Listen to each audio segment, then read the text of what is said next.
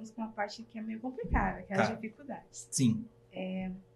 Qual é a maior dificuldade em ser um artista autoral e lançar as músicas pro mercado?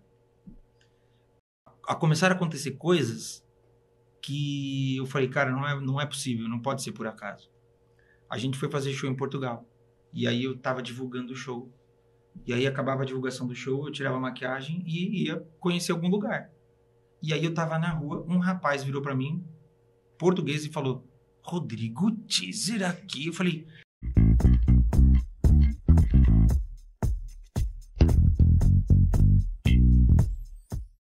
Agora vamos para uma parte que é meio complicada, que é Tá. as dificuldades. Sim. Qual é a maior dificuldade em ser um artista autoral e lançar as músicas pro mercado? A dificuldade hoje é entender o mercado mesmo. Porque, por exemplo, antigamente, produzir era uma coisa difícil, era caro. Produzir era caro. A hora de estúdio, música, isso era caro. Hoje não é tão caro. E por conta do tributo e de todos esses amigos que eu fiz, isso para mim não é caro. Mas entender o mercado é difícil. E quando eu falo entender o mercado, assim, eu sei que tem gravadoras que nem eu falei, passa 2 anos, a gravadora já não consegue entender o que é o mercado.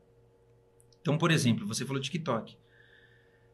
Há 1 ano e meio atrás, todo mundo falava pra mim, você tem que viralizar a música no TikTok. Hoje, conversando, sei lá, há 1 mês atrás, eles já não consideram que isso é primordial.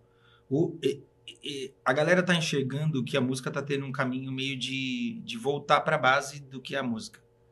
Sabe? Porque o que acontece? A gente teve aí, eu não sei quantos anos, mas vamos botar que a gente teve 7 anos. Que se eu começar a te perguntar que canta 3 músicas de cada ano, você não vai lembrar. Assim, agora é de cabeça. Dos últimos Não 6, mesmo. 7 anos. Porque a coisa foi muito... A indústria começou a se atropelar. E a indústria vive muito do catálogo. O que o artista tem de valioso, além, ele tem o nome, a carreira, mas ele tem o catálogo. O catálogo são as canções dele. Então, por exemplo, não importa, a gente falou aqui do nome Tim Maia, não importa quanto tempo passe, as pessoas vão continuar ouvindo o Tim Maia, como vão continuar ouvindo a Elis, como vão continuar ouvindo, sei lá, fale o nome que você quiser, Zeca Pagodinho, não importa o gênero. O catálogo é importante. E essa forma que a indústria se atropela, ela é uma coisa que ela gera o hype, ela gera dinheiro, ela gera público, mas ela faz com que um artista faça assim e caia. Aí surge outro, caia, surge outro, caia. E aí, com isso, você gera uma grana ali, imediata. Mas você não gera nada no sentido de futuro. Marcante, né? Então, mas quando a gente fala para o público de essa música não marcou uma geração, essa música não está marcando uma época, tudo bem. Porque às vezes a música é feita só para se divertir. Mas isso tem um reflexo para a indústria, que é justamente não gerar um ativo, não gerar um catálogo. Então, hoje, artistas que valem muito são... Tim Maia vale muito. A Elis Regina vale muito. O Michael Jackson é o artista... O maior catálogo do mundo é o do Michael. Porque ele entendeu isso numa época onde ele começou a comprar a música dos outros. Então, ele é dono não só da própria música, ele é dono da música de um monte de gente. Então, a junção Sony e ATV é isso, é o Michael com a Sony. E aí, quem é dono do seu catálogo hoje, está muito bem. Então, estão enxergando um caminho onde talvez o cara se voltar para a base dele de público, independente do tamanho, seja mais importante do que ele buscar o hype. Porque é aquela coisa, se eu tenho 1.000 pessoas hoje, e essas pessoas são fiéis, e eu consigo transformar em 1.200, 2.000, 5.000, 10.000, eu estou gerando um caminho que ele vai ser mais lento, mas ele vai ser um caminho que ele vai ser mais duradouro do que a galera que chega lá, bota uma grana, o cara, vum, e aí cai, sabe? E é tão maluco isso, porque assim, tem gente que tem, sei lá, 1,5 milhão de ouvintes hoje numa plataforma musical. Só que para essa pessoa atingir esse número de ouvintes, ela precisou fracionar tanto o direito da música dela, sabe? Tanta gente tem que ganhar um pouquinho, para tanta gente botar uma grana e a pessoa atingir esse valor, que isso que essa pessoa fez não gera para ela nem o lucro financeiro e nem isso que eu te falei de ter o ativo, de ter uma canção que é dela, um catálogo que é dela. Então é muito maluco isso, porque a gente está vivendo uma fase que você não tem muitos artistas gerando esse valor no sentido de, isso daqui vai continuar sendo ouvido da mesma maneira, ou, claro, que seja, que tenham menos ouvintes, mas vai ser ouvido com uma longevidade, assim. Tem artistas, óbvio, mas não são muitos. Eu sou sua fã há 8 anos E eu já estive em lados de muitos outros teasers que conhecem outros fãs e alguns mais do que outros e tal. E eu também já fiz uma pesquisa de campo para esse trabalho e eles também já me deram algumas opiniões sobre suas músicas, um pouquinho mais sobre os pontos de vista sobre você, sobre o seu autoral. E ao longo do meu ponto de vista e o ponto de vista deles, eu posso dizer que as suas músicas marcam bastante. Obrigado. Elas marcam. E, assim, não tem meio termo. Ou marca demais. Ou não marca nada. Ou não marca nada. Mas a pessoa, assim... Essa é a melhor forma, na minha opinião. O meio termo, ele é o pior lugar. Ou ela tem que te marcar, ou ela tem que passar batido. Eu acho que é a melhor coisa. E eu tenho... Que nem eu falei, eu parei de pensar no tributo e eu falei, eu vou parar de fazer no show. A última vez que eu fiz foi no show autoral. Eu não fiz mais autoral no show. Eu voltei a semana retrasada. E aí, começaram a acontecer coisas que eu falei, cara, não é possível, não pode ser por acaso. A gente foi fazer show em Portugal. E aí eu tava divulgando o show. E aí acabava a divulgação do show, eu tirava a maquiagem e ia conhecer algum lugar. E aí eu tava na rua, um rapaz virou pra mim, português, e falou, Rodrigo Teaser aqui. Eu falei, e é tão natural que eu já virei pro menino e falei, pô, e aí, foi do Michael?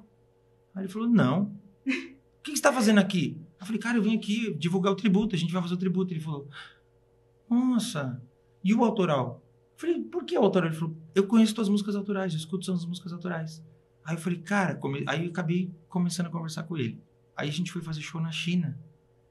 Veio uma moça chinesa, que ela sabe falar um monte de palavras em português, porque ela falou que descobriu ela ouviu minha música, obviamente, por conta de ser fã do Michael. E aí ela começou a gostar da forma da música brasileira, começou a ouvir outros artistas brasileiros e hoje ela fala várias coisinhas em português. E isso, para mim, foi a coisa que eu achei mais forte de tudo. Alguém do outro lado do mundo, porque eu não consigo entender nada do que é o chinês, eu imagino que é igual. E ela começou a aprender a falar português porque eu ouvi minha música. E aí eu falei, cara, não é possível, isso não deve ser por acaso. E aí a gente foi fazer a África, a mesma coisa. Eu falei, cara, lá em Moçambique, acabou o show, a galera foi tirar foto e falou, pô, você não fez o autoral? Eu falei, cara, eu nem fazia ideia que alguém conhecia o autoral aqui, eu nunca vi. Então, essas coisas começaram a me colocar num lugar de falar que é aquilo. Às vezes a gente espera uma coisa, a gente projeta uma coisa, tem uma expectativa, e a gente não entende que até chegar nesse ponto da expectativa, o que a gente chegou aqui também é conquista, né? Não chegou aqui, é um fracasso. Não, o caminho também é. E aí eu comecei a ficar com isso na cabeça, aí a gente chegou da África, fui fazer show no Nordeste, eu falei, a galera de Recife é uma galera que apoia muito, eu falei, o pessoal começou a pedir autoral, desse jeito. Eu falei, cara, aí eu falei, nem tô com roupa, não tô com nada. Botei a roupa que eu cheguei no teatro. Falei, tomei mendigo aqui. Não que minha roupa seja... não que essa roupa aqui seja alta moda, mas eu falei, vou cantar. E, cara, foi um negócio muito emocionante pra mim. De falar, caramba, porque que nem eu te falei, aquele show aconteceu no final de março, e eu falei, não vou mais fazer autoral. E a galera pediu, eu falava, não vou, acabou, morreu esse autoral. E aí, essas coisas começaram a fazer eu pensar, repensar. Aí eu voltei a ouvir as músicas que eu tenho gravado, que eu não lancei, voltei a ouvir as demos das músicas que eu quero terminar. E aí você fala, cara, e é um negócio que é meio que, é como um dom, sabe? Dom não é a palavra certa, acho que é como uma vocação. Quando você descobre um lugar que a sua existência faz sentido, mesmo com as dificuldades, você vai querer existir dentro daquilo. Então, Todo mundo deve ter isso.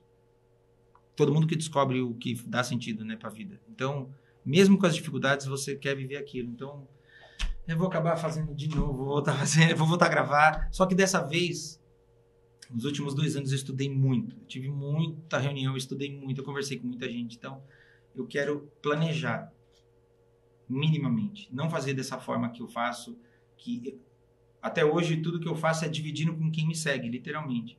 Agora eu quero planejar para fazer de uma forma onde, além dessa galera, outras possam vir ouvir também. Eu acho que você tem uma inspiração muito forte, como você próprio disse. É um mundo inteiro que inspira aí. Como eu te falei, eu conheço muita gente que eu mesmo me sinto muito inspirada. Eu sei que o seu sonho é autoral. Eu sei que você deseja isso muito. E eu sei que você já realizou muitos sonhos meus. Então, quando eu vejo isso, eu acabo falando, ele tem que continuar. Eu sei que ele quer desistir, mas ele precisa ter um apoio. Ele precisa fazer você falou que eu realizei sonhos teus. Eu nem sei como eu posso ter feito isso. Mas cada vez que eu subi no palco para cantar uma música minha e você cantou junto comigo, você realizou um sonho meu. E toda vez que você faz isso, você continua realizando e realimentando esse sonho. Por isso a importância de você dividir. A gente divide sem saber. Quando a gente divide, pode ser que não dê certo. Quando você divide, pode ser que as pessoas façam, não quero. Mas a gente tem que dividir. E mesmo agora, aqui nesse momento que você está fazendo isso, por dom, por vocação, por curiosidade, você tem que dividir. Porque é a única forma da gente trazer pessoas e somar para a nossa vida é dividindo o que a gente é. É a única forma. Então, eu que te agradeço por você realizar meu sonho quando você canta comigo. Ai, nem fala, eu fui no show autoral e aí eu tenho um monte de vídeo pra querer postar, só que eu não posto porque eu tô gritando no vídeo. Mas como? Graças a Deus! Imagina, você assistiu o show autoral em silêncio e fala, putz, realmente ela não gostou nada. Eu posto, minha voz tá mais alta que o Rodrigo, aí não dá. Como é ser um artista independente e ser intérprete do Michael ao mesmo tempo? Como é muito difícil separar um do outro? Não, pra mim não é difícil, porque eu entendo que o tributo também é um projeto independente. Então, ser artista independente no Brasil é difícil. Independente que eu me refiro, porque assim, tem muita gente independente, muita gente, de todo tipo. Tem artista gigante, artista pequeno, mas para as coisas que eu faço, ser artista independente é difícil. Porque às vezes a galera vê o nosso show e ninguém acredita que eu viajo com 4 elevadores, laser e o escambau e o figurino que viaja e tudo mais. O nível de profissional do nosso show são músicos, bailarinos, técnicos de altíssimo nível. Então a galera às vezes vê o show e assim, normalmente um show desse porte é um show que já tem uma gravadora por trás empurrando, que tem patrocínios, que tem toda uma estrutura que a gente não tem. Mas é muito doido, porque a gente faz isso há 12 anos e de alguma forma a gente aprendeu a viver dessa maneira. E a gente só vive porque o público vai no show. Se eu marcar 6 meses de show e ninguém for no show, eu entendi que é para parar, porque o show não vai sobreviver.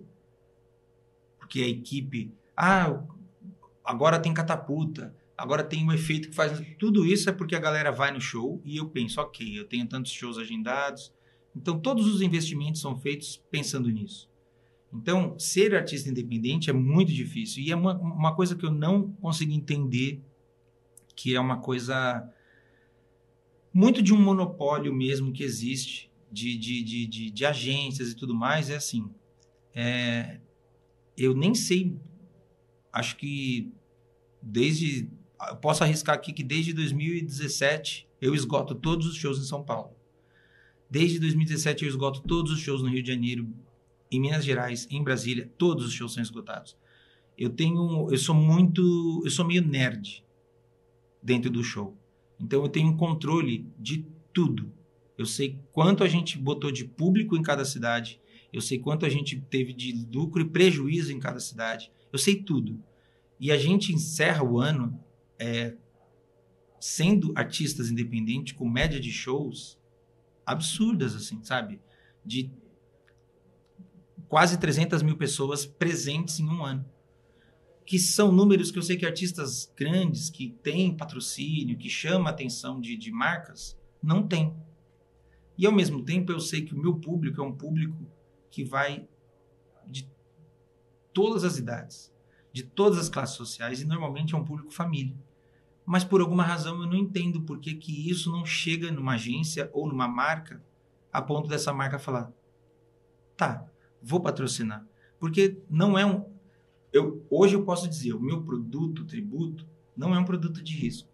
Eu posso garantir para ele, eu posso falar para ele, olha, vamos fazer um show tal mês. Pode confiar que vai estar esgotado. Porque eu tenho mapeado 12 anos das cidades. Eu sei as cidades que são risco e as que não são.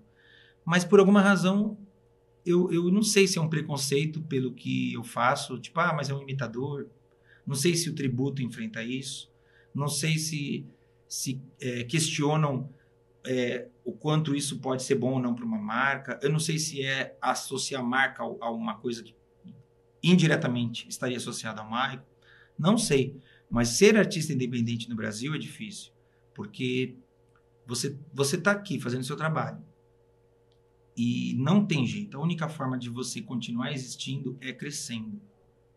Porque se você pensar que tá bom aqui, se o cara do lado pensar que o jeito certo é crescer, ele vai crescer, o do lado vai crescer, e aí você não vai mais ter lugar. A única forma de você continuar existindo é pensando que você tem que evoluir, tem que crescer. Como que a gente cresce? Tem que estudar, tem que pesquisar, tem que investir. É o tempo todo aqui.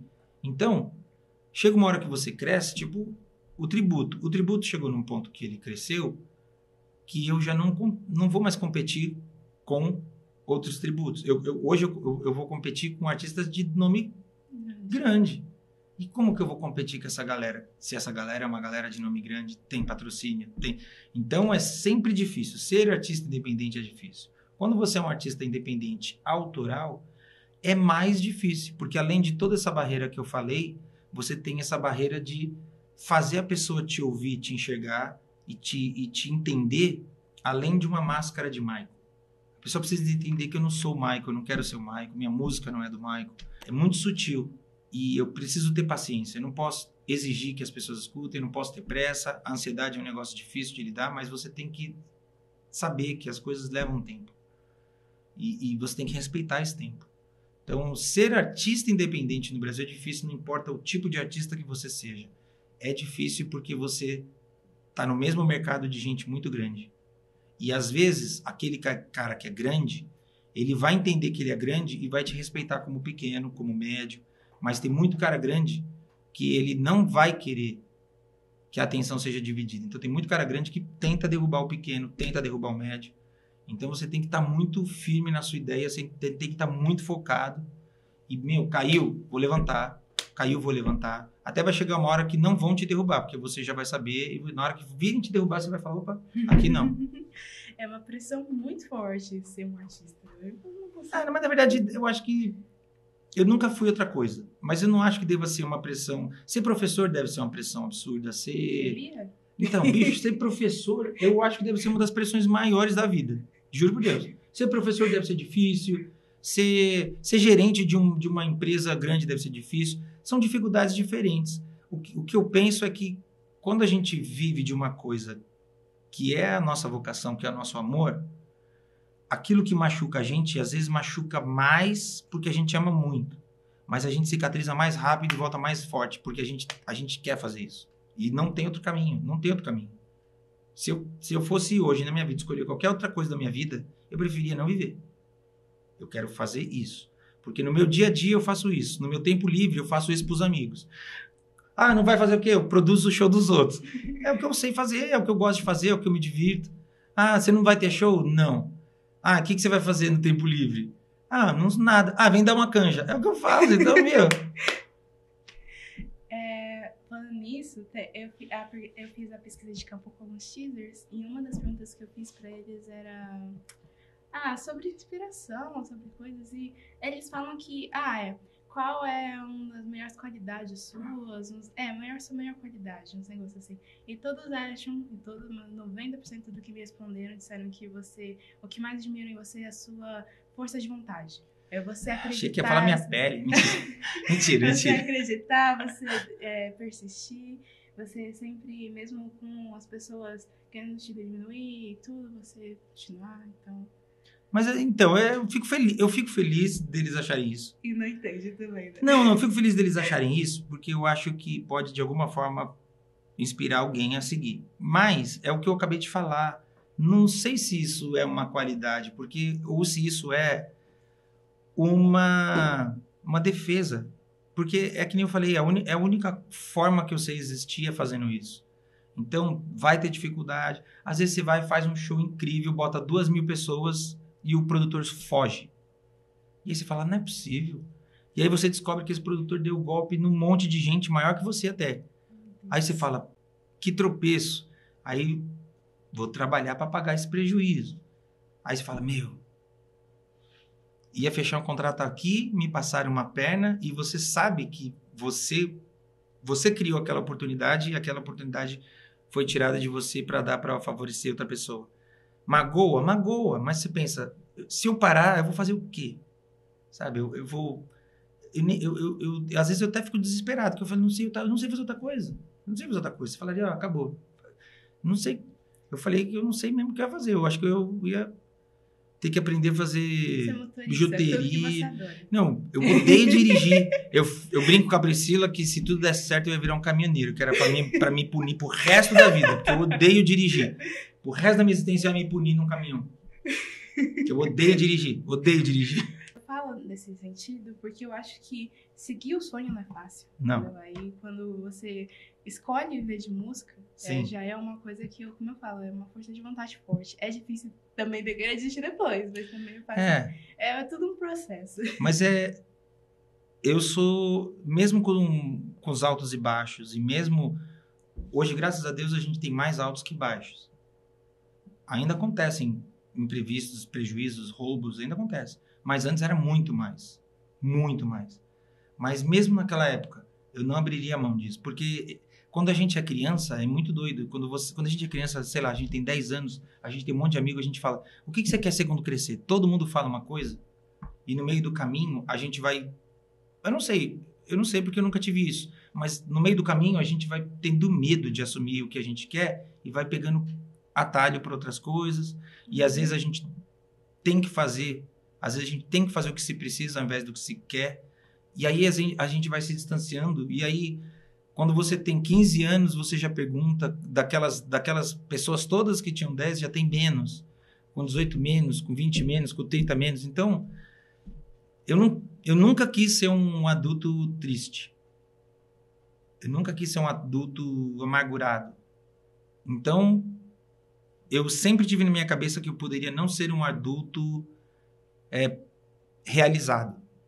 Eu sempre tive na minha cabeça que eu poderia não me tornar um adulto realizado, estável e blá. Mas eu certamente seria um adulto que falaria, eu fiz o que eu quis, o que me fazia feliz. Por sorte, eu aprendi a fazer isso de uma maneira que me permitiu chegar onde eu cheguei e me abriu possibilidades que eu ainda tenho. Então, eu gostaria muito que todo mundo que me segue, que me ouve, que é novinho, que tenha isso em mente. Que corra atrás de um sonho, mas que entenda que correr atrás do sonho é um preço alto e que quando você escolhe esse caminho, você às vezes tem que sair porque a gente tem que fazer o que se precisa ao invés do que se quer. Porque a gente tem que pagar conta, a gente tem que ter responsabilidade. Mas quando pegar esse caminho, nunca tirar o olho do que a gente quer. Porque sempre vai ter uma hora que você vai ter que escolher. E aí, eu sigo aqui ou eu volto? Sempre voltar. Porque, cara, todo mundo que eu conversei, que chegou num lugar de vários ramos da vida, de vários meios de trabalho, todo mundo que é feliz com o que faz, teve dificuldade. E todo mundo chega num lugar que fala, pô, cara, poderia ter ido além, mas eu tô feliz. Poderia ter ido além, mas eu sou realizado. Então, eu acho que é isso. A gente tem que seguir o sonho, mas não seguir de uma forma cega. Se qualquer pessoa, se a molecada que estiver vendo isso, que me segue, ou mesmo uma pessoa mais velha, eu tenho 44 anos, eu ainda estou tentando o autoral. Tem gente que às vezes fala, é que eu não tenho mais tempo. Cara, só não tem mais tempo quem já morreu. Vai, tem que fazer, foca e segue. Exatamente, concordo plenamente. Ainda mais porque você sempre fala que vai desistir, a gente tem que bater o pé. É, cara, toda vez que eu falei, eu me dei mal e vocês falaram, vai. Teve um dia que eu, mano, tava numa festa com meus amigos e tal. Não, na verdade era da família. E você tinha dito que tinha desistido. Nossa, o mundo acabou pra mim aquele dia. Aí eu falei, não é possível. Não é nesse sentido. É só porque às vezes tem horas que realmente se torna muito pesado. E é cada caminho é um caminho, como eu falei, cada profissão é uma profissão. Todas, eu acredito, têm uma dificuldade. Mas essa do ramo artístico, ao mesmo tempo que você não faz nada sozinho, porque não faz nada sozinho. Você vai para o estúdio, você tem que ter alguém lá, você tem que ter alguém gravando, você tem que ter alguém tocando. Ninguém faz nada sozinho. Ao mesmo tempo que no ramo artístico você não faz nada sozinho, o teu caminhar é sozinho. O teu caminhar é solitário. Porque só você sabe o que você sonha, o que você espera, a sua expectativa, e só você sabe como você lida quando cada uma dessas coisas não dá certo.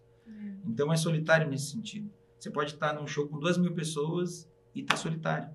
Porque aquilo não foi o que você esperava.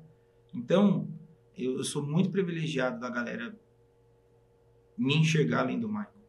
Porque o pessoal podia ter enxergado só o tributo e falar, legal. Mas eu sou muito privilegiado. Você pretende lançar? Não, pretendo. Essa música. E as próximas as músicas que eu vou lançar, tem uma questão. Todas as músicas que eu lancei até hoje, tirando as regravações, que eu regravei uma do Paralamas e uma do John Legend. Todas as anteriores eu compus ou fui parceiro de composição. As próximas, tem algumas que eu sou parceiro e tem algumas que eu não compus. Tinha 400 pessoas cantando minha música. Foi a emoção mais forte que eu tive. Mesmo a gente já fez show para 40.000 pessoas cantando Michael. Eu me emocionei porque era Michael, é o cara que mudou minha vida. Mas 400 pessoas cantando minha música, eu nunca vou esquecer aquilo.